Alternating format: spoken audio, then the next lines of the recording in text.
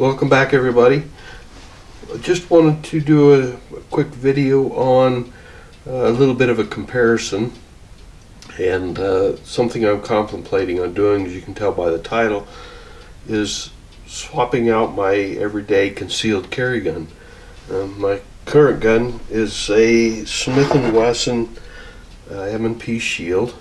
This one has a Laser Max laser on it, and we're just going to do a quick comparison of these guns, the Walther PPS and the Smith and Wesson Shield. A little dust on it. Let's say it's in use daily. So this is the brand new gun. And you can see right away a little bit of advantage over the Shield, at least when I purchased the Shield. They might be better now. This comes with 3 magazines. The Shield came with 2. The standard, or rather a flush mount magazine, and then an extended magazine. This is 7 rounds, so you have 7 plus 1. These are both in 9mm. And the Smith & Wesson comes with a 6-round flush mount, a 7-round extended, and an 8-round extended. So you got quite a choice there that it comes with. Now, this is the LE edition, the law enforcement edition. So I've tried Glocks, I've tried various other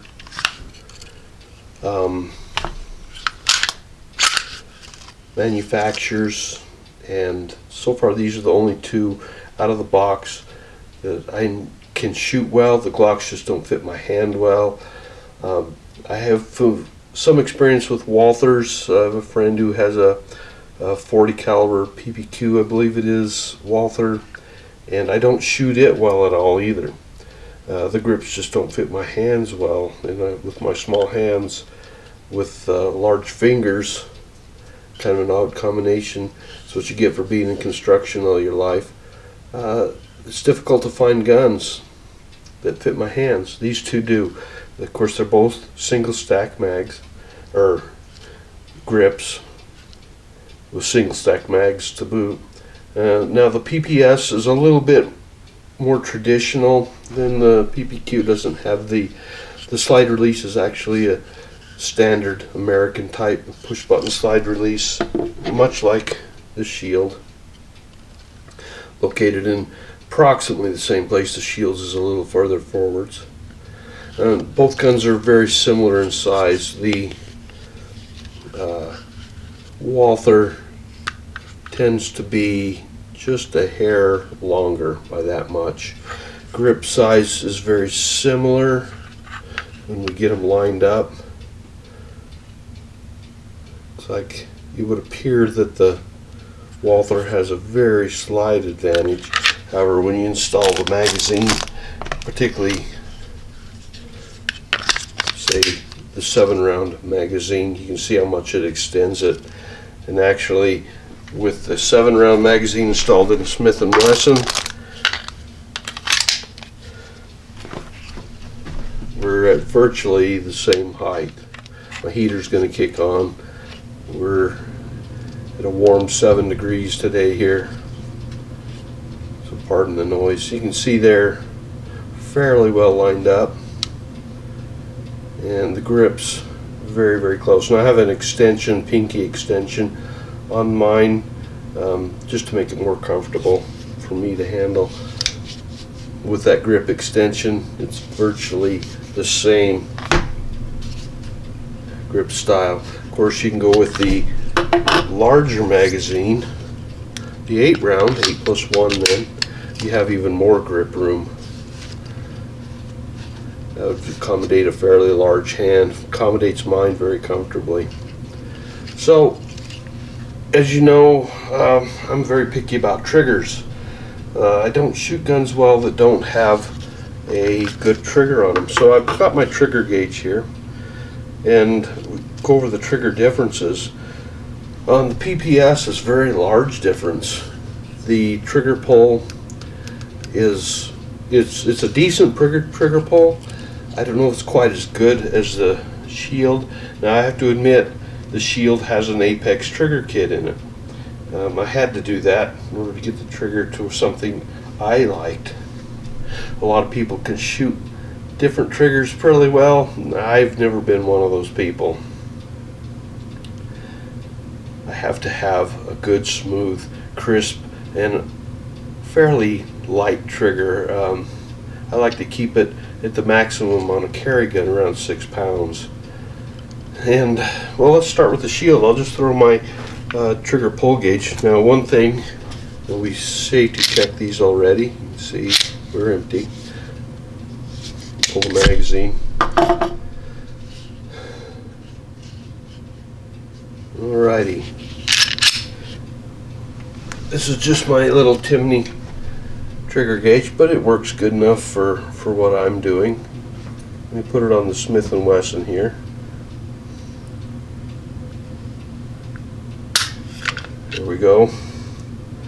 And just under 6 pounds, about 5 3/4 pounds, maybe just a hair more. That's pretty consistent what I get out of this handgun. Just almost 6 pounds. And same with the Walther. Reset my gauge. Get it on the little dingus there on the trigger.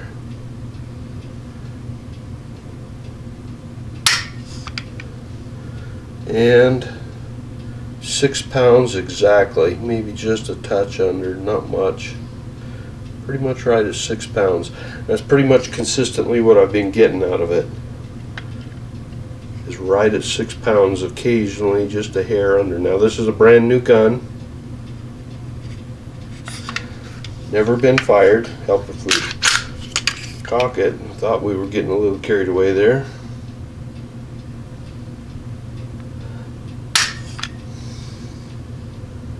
We were about 6.5 pounds on that one. Could have had the trigger in a different location, but now there's another difference in the triggers too. About 6.5.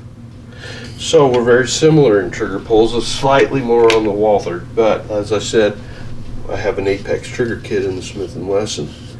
The Walther, when it's cocked, and we've got a very nice crisp trigger, but the reset, you can see how far forwards I'm going. There's where our reset is. Now if we let the trigger go all the way forward, you can see the cocking action that the trigger actually has on the striker as we pull it. Okay, let's look at the Smith and Wesson with the trigger kit in it. Fairly long pull, a little longer than the Walther. A fairly crisp trigger break, not quite as crisp as the Walther, but watch the reset. There it is. Very tactile and almost just a minuscule amount of movement. So, granted, this gun has several hundred rounds through it. You see it's got some holster wear. It's been around a lot, it's been shot a lot. It's functioned perfectly. They do have a laser on it. Just a Laser Max laser. It's functioned flawlessly for me for several years now. What are some of the other differences? The sights. This law enforcement editions comes with night sights. They're a phosphorus type that have to be charged up in daylight, but I really like these sights. If you can't see your target, you probably shouldn't be shooting at it.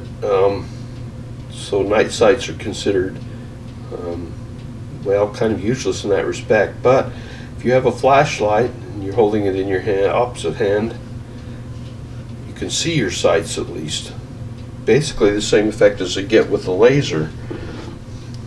The laser in a stress situation might be a little bit easier to handle. But irregardless, the sights on this gun are not night sights. I'm sure they could probably be replaced, but I went with the laser instead. Takedown of the two guns is very similar. The Walther, it just has these two knobs, one on each side. You cock the gun or pull the gun back, pull down on these. It has to be fired, off it comes. You can see the recoil spring. No wear on the gun yet whatsoever. Reassembly, it comes apart. Very simply pull the recoil spring out, barrel comes out. When you put it back together, I've discovered it's much easier to pull the trigger forward into its reset position. Let that little dingus there hold it forwards. Back on it goes into place, and you're back together. All there is to it. The shield is similar in takedown, but it's, instead of having the two little tabs on the side, you got this lever you pull down, release it, and pull the trigger, and then off it comes. Very similar spring setup, as you can see. Quite a bit of wear. There you can see that apex disconnector, it's domed. And there's a couple of spring replacements that are done. The trigger spring is replaced on the apex trigger. Reassembly is similar. Once you get it back into place, I just lock it back with the slide lock. That lever flips up and you're done. So I think the Walther trigger out of the box is a wonderful trigger. We'll see how it shoots, see if I shoot it any better than the Smith and Wesson. But these are amazing little pistols, these PPS, and this is a true PPS. It has the antler on it, which indicates a Walther production rather than the Unimex one, which is the airsoft people, which make the Walther CCP, I believe it is. Quality is much lower on those. These are made in Germany by Walther. They're just imported into Fort Smith, Arkansas. That's why it has Fort Smith on it. This is a German-made Walther,